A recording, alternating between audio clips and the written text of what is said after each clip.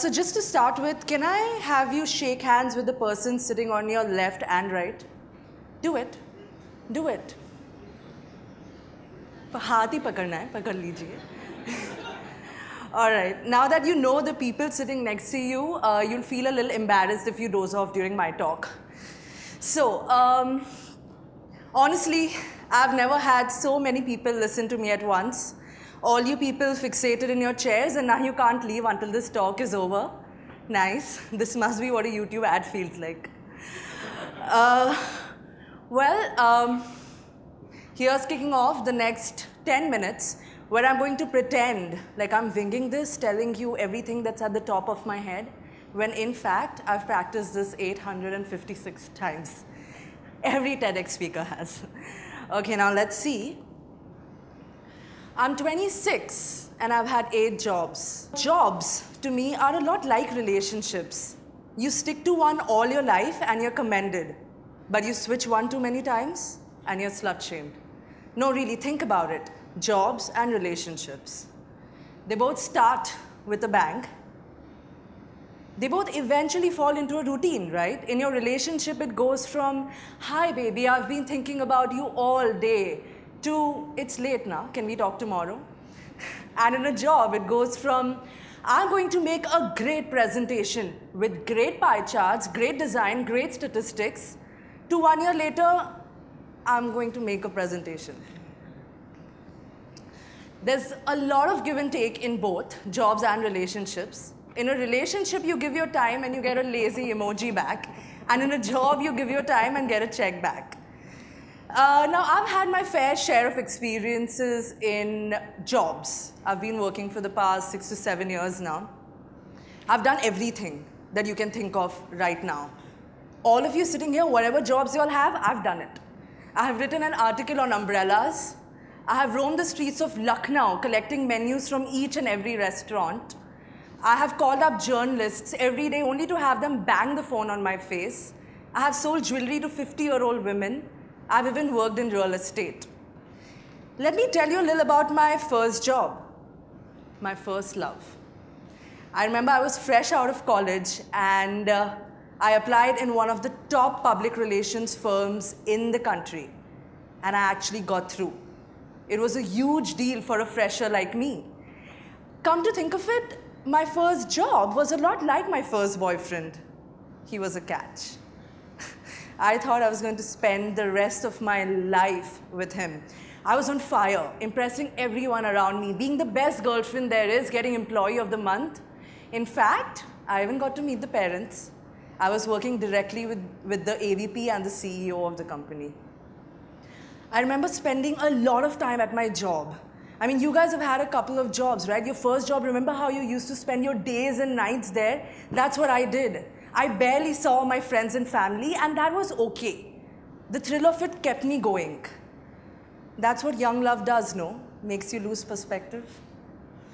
It was going great until a year passed, and it was time to have the talk. It was appraisal time. Now I'm thinking that this guy is as into me as I'm into him. I'm thinking he's going to buy me a ring. But instead, he gets me flowers. Not even red, yellow flowers. I got a 5% appraisal that year. Needless to say, I was heartbroken. I've moved on since. But your first always robs you of your naivety. I think I've left a piece of me behind. Have I become wiser since? So I'd like to think. After the first failed relationship, this time I was going to be a little more careful. I was going to be on the lookout for the red flags. At that time, the food industry was doing great. The food industry had great returns. All these organizations coming up. Zomato, Foodpanda, Swiggy, Tiny Owl. I applied at Zomato, and 4 interviews later, I was in. I was working in the IT startup of our generation in content management. Ex-boyfriends are always something that worries current boyfriends. So I remember my new job was wondering why my old job didn't last. Who broke up with whom? But I was determined to make my job at Zomato work. They gave me responsibilities and I showed them results, tangible results. It was great, but this time I wasn't going in blindly. I did my work, but I didn't let my life revolve around him because now I knew that forevers aren't true. I wasn't about all give, give, give, and give. Every once in a while, I'd pause and see if he cares about me as much as I do. Is he giving in that much? Is he surprising me with perks? I'll admit, it was exciting at the start. But I realized soon we had hit a roadblock. I realized I had fallen into a endless loop of performing robotic functions every single day. I had stopped learning. I could have done everything in my sleep, my daily activities. You know, we became one of those couples who, in restaurants, who have nothing to say to each other. It was like that. He stopped challenging me. I remember when I was considering quitting Zomato, I knew my parents would be against it. Now, my dad comes from the line of thinking where he doesn't understand my need for job hopping. Why do you want to switch your job? This being happy in a job is a myth, he told me. Just stick to what you have. But is it a myth? In our society right now, the word stability has such a strong positive connotation that all of us settle and compromise just because we can be called stable. Yeah, I have a stable job. Yeah, I have a stable boyfriend. But not me. I needed more.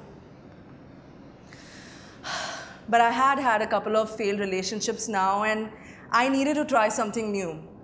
This was when I first indulged in an open relationship. Both my employers knew and were okay with it. I was freelancing.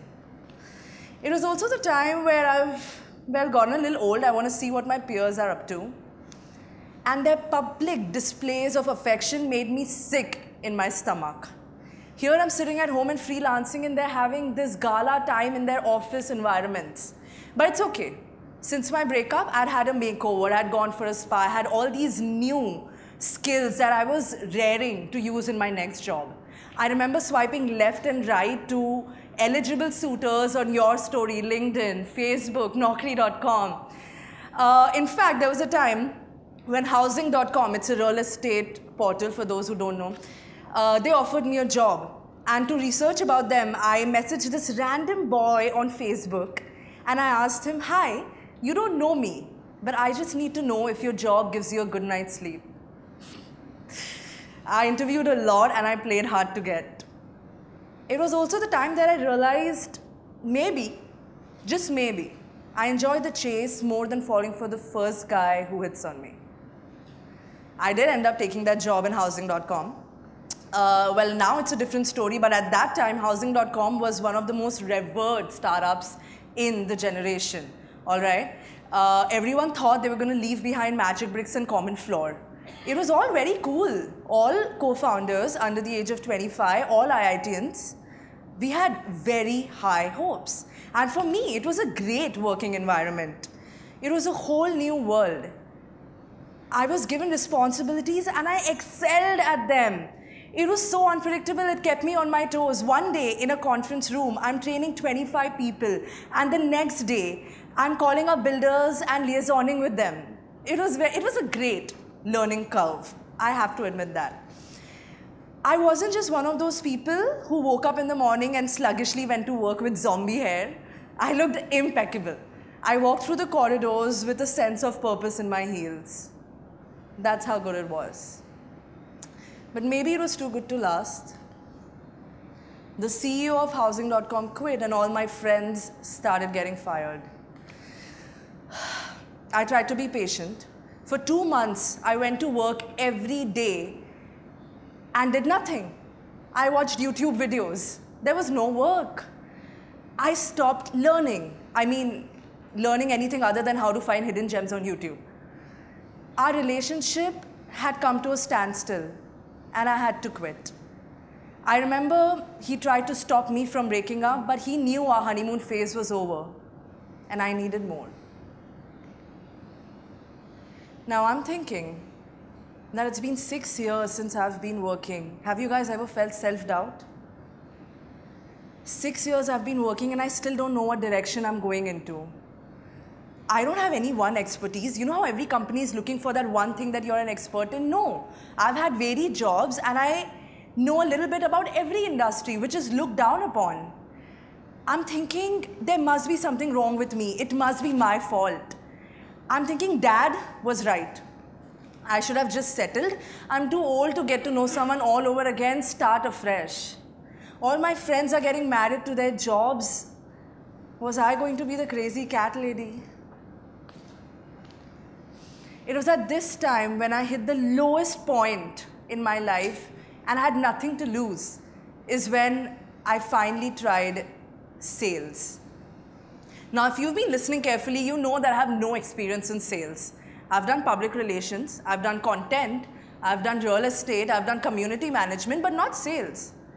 My friends told me that I'll be good at it because I can talk, but I didn't think that was enough. I never believed them. Because salesmen intimidate me. You know how they have the gift of the gab and they can sell you anything? But more importantly, in sales, your performance can be measured. It can be quantified. That means if I took up sales and it didn't work out, it would be tangibly proved that I'm after all a failure. But it didn't matter to me now. I was just going to go for it. I took up the role of new business development in Terribly Tiny Tales, the company that Varun was talking about. Which is incidentally also a startup. Yeah, I joined a startup again. Okay, not all men are the same. So here, I don't know, there's this thing about startups. We fit. We help each other grow. I love working in a startup. I can be vocal about what I want. I can ask him to keep his shoes off the coffee table. It's like he's the architect and I'm the interior designer of our small home. All my life, I've been told that it's not good that you don't have any one expertise. But in a startup, which is so fluid and they need you to shape, shift and adapt to every new need of them, they need people who can adapt. And it fit. I'm now working as the business head in Terribly Tiny Tales. Also new business development, basically sales, but sales sounds too banya. Let me show you, for those who are not on Facebook or Instagram, Twitter, basically people who are living under a rock, let me tell you what Terribly Tiny Tales does. They tell stories. May I read out one of them? Costliest thing in the world, the examiner asked. Beef, sir. Really? What did it cost? A buzz life. So my job is to talk to brands who can use our prowess in storytelling to engage their audiences. But the job is to sell the stories, not their soul. Each of our stories are read by 12 million readers weekly. So I can't put a giant selfie camera in the middle of my story. I have a responsibility to my community. Every day I'm walking the tightrope in which I need to make money for my company, I need to give people salaries, but not at the cost of antagonizing my community. The story comes first. For example, this story we sold to Vodafone for their Be Super Mom campaign. Me. Mom, where's my... Her. In your cupboard. First rack. Me. But I didn't even complete her. But I know. I remember right out of journalism, I wanted to become a writer. I've graduated in journalism, by the way, but I couldn't because it doesn't pay well, no? But today, I'm enabling writers all over the world, writers who write these kind of stories to earn money. I'm enabling a 15-year-old in Kanpur to buy his first phone, and that makes me happy.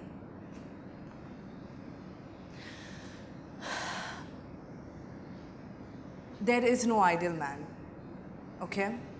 It's a myth. But there is someone out there ideal for you.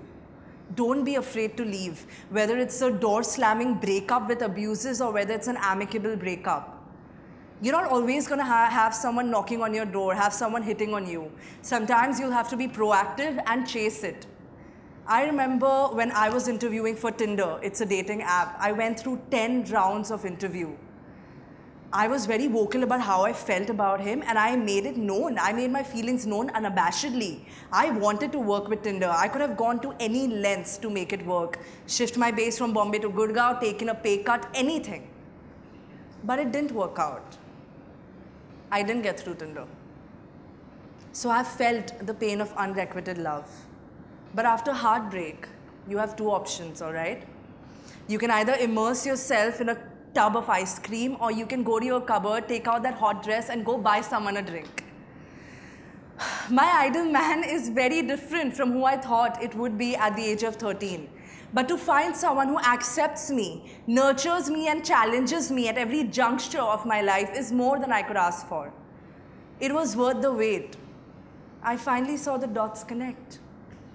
So I guess what I'm really saying is, it doesn't matter at what age you get married. It matters whom you get married to. That's all, folks.